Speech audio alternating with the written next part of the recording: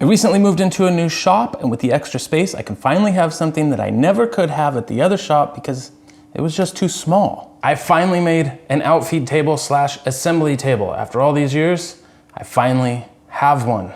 Now, I had a couple of specific things in mind when designing this table. One, I wanted it to butt right up to my table saw top, but still have enough clearance for my mobile base and newly acquired dust collection plumbing. Second, I wanted it to have woodworking possibilities similar to that of a traditional woodworking bench. So a lip at one end to clamp things horizontally, and stretchers and a top that are flush with the legs for vertical clamping. And third, I wanted it to be easy for someone else to make or be able to easily adjust it to their specific needs.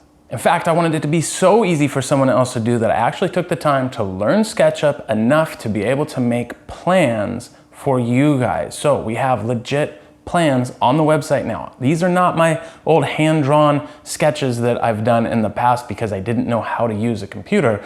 These are legit plans. I think it's 6 or 7 pages. It has step-by-step. So if you like this table and you want to make one of your own, watch this video the whole way through because I'm going to show you some things that I shouldn't have done. Probably put a couple little pointers in there, and then check the video description where you can find link to the plans. Now, I started by making the plywood support frames. All the plywood parts can be pulled out of a single sheet of 3/4 inch thick plywood. Decent plywood is ridiculously expensive right now, so I tried going the cheap route with a lesser quality plywood, and it bit me in the butt, which you'll see a little bit later. A track saw would make quick work out of this as well, but I don't own one, and this worked out fine for a temporary setup. No track saw means it's also tricky to make wider cuts than the 36-inch cut capacity of my table saw. To cut wider pieces, I clamp a straight edge to the underside of the material and run it against the side of the tabletop. With the tabletop and the shelf cut to size, I could rip the parts for the support frames and then take them over to the miter saw and cut them to length. I'm just using a block of wood with some double-sided tape as a stop block to make sure all my parts are cut exactly the same. Here I'm using the dimensions in the plans of the overall length of the support frame, in this case 44 3/4 inches, and set up a stop block to that measurement.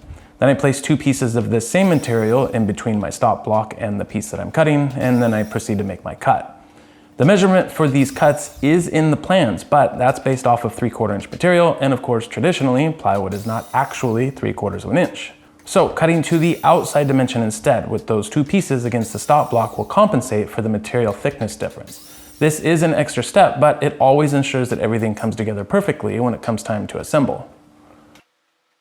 Before I assembled everything, I took the time to drill some pocket holes on each of the pieces.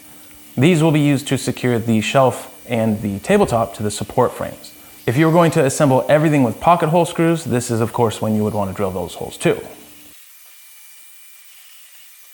Now I'm going to leave a link to this roll of silicone in the description for you guys because it is one of my favorite new tools in the shop right now. It's just a simple 24 by 78 inch roll of flat silicone, and it's perfect for keeping glue and stuff off of surfaces and for keeping parts relatively still because it's grippy.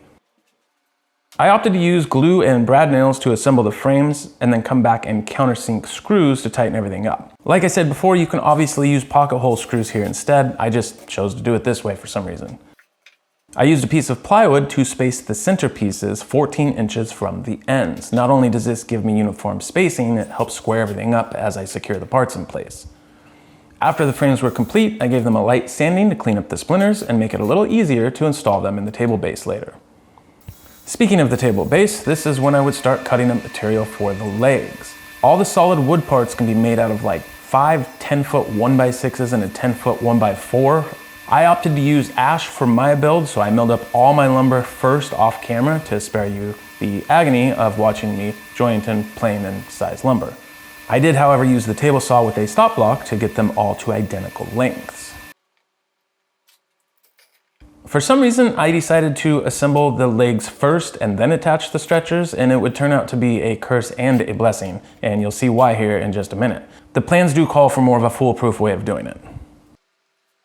While waiting for the glue to cure, I decided it would be time well spent to fasten the shelf to one of the support frames.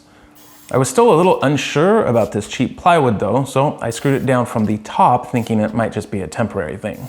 And this is where I would find out that somewhere along the line the hook of my tape measure got bent. So at some point I was pulling inaccurate measurements, and as a result, the shelf and the support frame were not the same size on one end. Now, this is nothing a flush trim bit couldn't take care of, but it was super annoying. And because I had no idea where I started taking bad measurements from, once the glued up legs were cured enough to handle, I clamped them directly to the frames and took new measurements with a new tape for my stretcher lengths and then cut them all to length. This is where I was actually glad that I'd made the legs first. And this is where making the legs first would prove to be a major pain. I recently added a Festool domino to the shop, and I figured this table would be a good project to gain some time learning how to use it.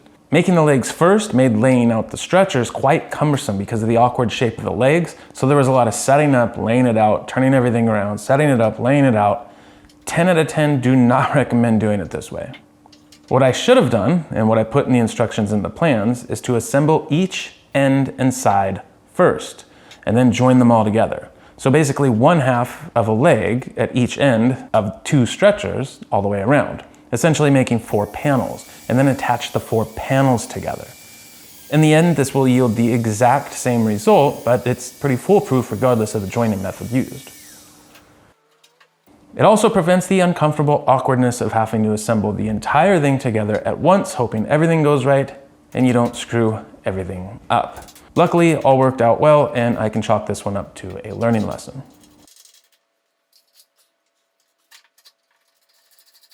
Now I can turn my attention to the tabletop. The tabletop gets wrapped in 3/4 inch solid wood banding to add some durability to the plywood top and to dress it up a little bit. I ripped all my trim pieces on the table saw and installed them glue only on the edges of the plywood. I opted to use only glue and no metal fasteners so that if I wanted to route reliefs in the top later on for my miter gauge or install T-track or something at some point down the road, I wouldn't be running my router bits through nails or screws. Now, my trim was a little wide, so I flushed it up the best I could with a flush trim bit and then tried to sand the whole thing smooth with the orbital sander. And this would prove to be the last straw for my cheap plywood, as the top veneer was way too thin and I immediately sanded right through it. I made a new top with higher quality materials off camera.